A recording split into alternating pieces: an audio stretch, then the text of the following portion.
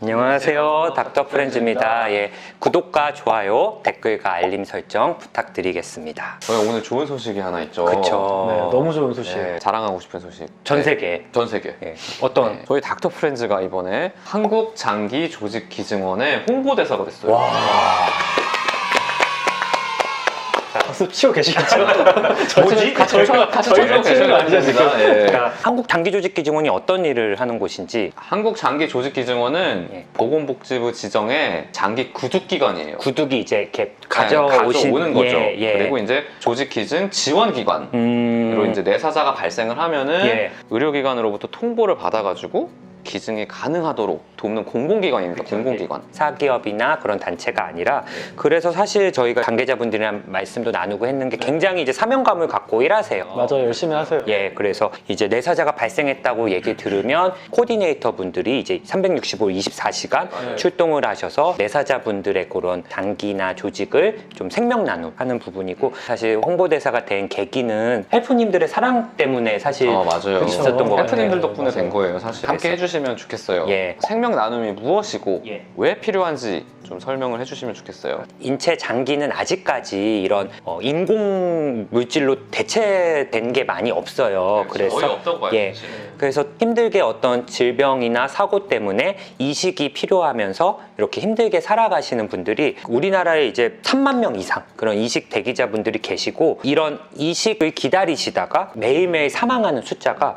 2018년에는 5.2명. 그러니까 매일 예. 매일 5.2명 돌아가시고 계신 예, 거죠. 이식을 기다리시다가 그러고 이 숫자는 벌써 계속 점점 늘어나고 있는 것 같아요. 네, 그래서 최근 기증자분들의 숫자가 줄어들면서 맞아요. 예. 오히려 사망자 수가 더 늘어나고 있다고 합니다. 만약에 제가 장기나 조직을 기증한다면 어떤 걸 좀 이제 만약에 내가 내사 판정이 됐다. 예. 그런 경우에는 폐, 심장, 신장, 간 이런 것들이 장기 기증이 되고요. 사망한 후에 인체 조직 기증이라고 예. 해서 각막, 뼈, 연골, 그리고 뭐 심장, 판막, 인대, 건, 피부, 혈관 이런 것들이 기증이 가능합니다. 특히 생명을 다루는 내과 전문의가 보시기에는 좀 어떤 부분이라고 생각을 하시는지. 이 시기 유일한 희망인 환자분들이 있어요. 네. 그런 분들한테는 정말 구세주, 구원자, 대단하고 숭고한 일이에요. 값진 일이고요. 근데 그게 저희도 이제 보호자분들도 계시고 그러면은 육아 쪽 분들도 계시고 이렇게 있으면은 그 이식을 해주시는 입장에서는 쉬운 결정은 아니에요.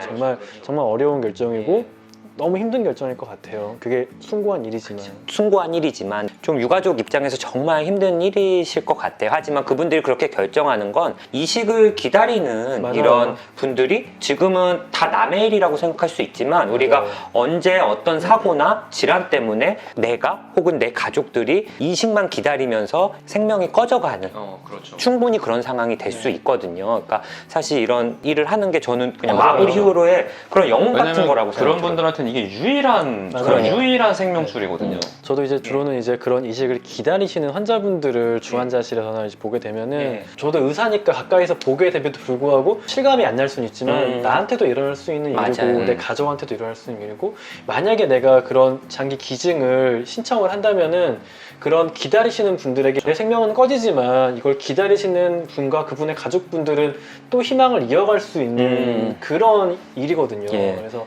정말 그 생명을 이어간다는 그런 게 있는 것 같아요. 예.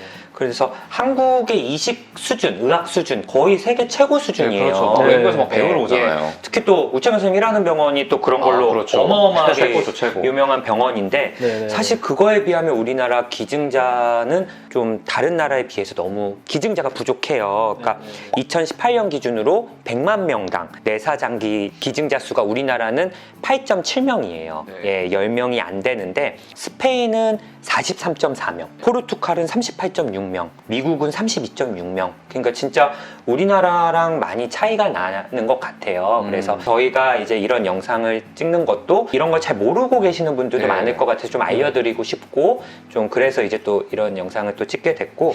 그러면 이낙주 선생님, 이 생명 나눔은 뭐 제가 만약에 지금 하고 싶으면 네. 어떻게 해야 되죠? 뭐 제가 뭐 병원을 가야 되나요? 아니면 뭐 어떤 분들이 이걸 할 수 있는 건가요? 일단은 기증희망 서약이라는 걸 해야 되는데요. 서약이요? 예, 네. 그걸 한다고 해서 뭐 바로 기증이 되는 게 아니고 어. 어떤 불의의 사고나 어떤 질환으로 해서 뇌사 판정을 받거나 사망한 후에 기증이 이루어지게 되는 거죠. 그러니까 제가 기증희망 서약을 지금 한다 해도 이게 뭐 지금 당장 뭘 하는 게 아니라 네. 그냥 내가 내사나 사망을 한 이후에 네, 그렇죠. 그런 그리고 많은 분들이 뇌사랑 식물인간을 조금 헷갈려 하실 것 같아요. 예. 그거에 대해서는 내과 선생님이 예. 우창현 선생님 좀 설명해 주시면 좋겠어요. 그러니까 뇌사는 상당히 엄격하게 심의를 해요. 뇌사는 말 그대로 그 우리의 뇌에서도 뇌간이라는 우리의 숨쉬고 이런 생명 유지의 중추적인 공간이 있고 그 외에 뇌 대부분의 뇌 부분이 있잖아요. 근데 이 두 개가 다 죽은 상태를 뇌사라고 해요. 그거를 이제 수일에 걸쳐서 뇌파도 보고 해서 완전히 그게 죽은 상태면은 다른 장기는 살아있지만 사실 뇌는 그냥 죽은 상태예요.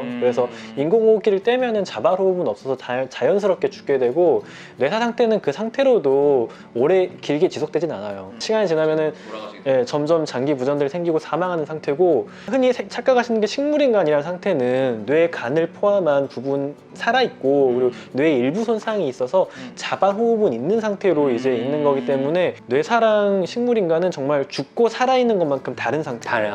그걸 또 판단하고 평가하는 윤리위원회도 있고 매우 엄격한 기준에 의해서 그런 상태를 평가하게 돼 있어요. 그러니까 그런 상황에서만 이제 생명 나눔을 할 수 있다 이렇게 되는 거죠. 내가 서약을 했을 때. 그럼 이 기증이- 서약은 예. 어떻게 하면 되는 건가요? 사실 굉장히 간단합니다. 뭐 피 검사하고 이런 게 전혀 필요 없고요. 지금 내가 기증희망 서약만 하면 돼요. 제가 총 저희가 3가지 방법을 좀 알려드리는데 일단 네네. 우창훈 선생님이 또 직접 가는 방법을 한번 알려주시죠. 그 등록기관을 방문하는 건데요. 예. 코다라는 이 장기조직 기증원을 직접 방문하는 거예요. 예. 위치는 정말 충정로역 9번 출구로 나가면 그냥 바로 있거든요. 예.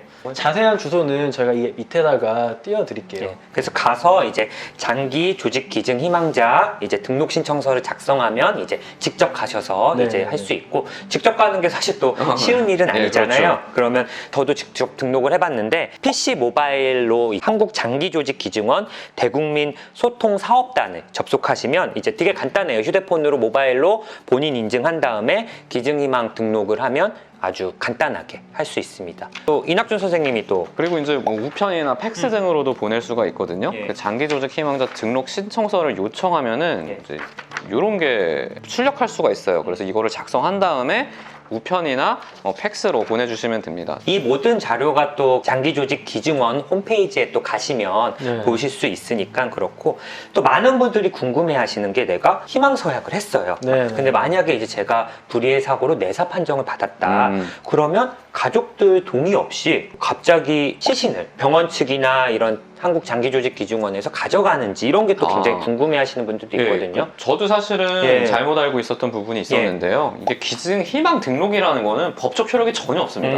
그냥 이제 고인이 된 이분이 생전에 내가 장기 기증을 할 의사가 있다. 순수하게. 이걸 그냥 의사를 표시한 거에 불과해요. 그래서 실제 상황이 벌어졌을 때는 코다, 그러니까 한국장기조직기증원에서 코디분이 오셔가지고 보호자분들한테 상황 설명을 하고 동의를 구하도록 되어 있습니다. 네. 절대로 보호자분 동의 없이 이렇게 뭐 시신을 가져가거나 그런 경우는 절대 없습니다. 대신 이제 가끔 이제 안타까운 얘기가 저도 들리는 게 이제 고인이 생전에 이런 등록을 했는데 유가족들이 이 사실을 돌아가시고 유품을 정리할 때 나중에 아셨다는 거예요. 그러니까 그걸 가족들한테 미리 얘기를 안 하니까 가족들은 또 모르고 이랬다가 이제 그런 고인의 순수한 의지를 우리가 지키지 못했다 그러고 되게 안타까우면서 나중에 한국장기조직기증원에 전화가 오시는 경우가 있다고 하더라고요. 그러니까 혹시나 이제 의사 표시를 했다면 가족분들한테 얘기를 또 해주시거나 주변 분들한테 본인의 뜻을 좀 알려주시면 네, 그게 좋을 것 같아요. 그래도 물론 돌아가시면 유가족들이 다시 의논해서 결정하지만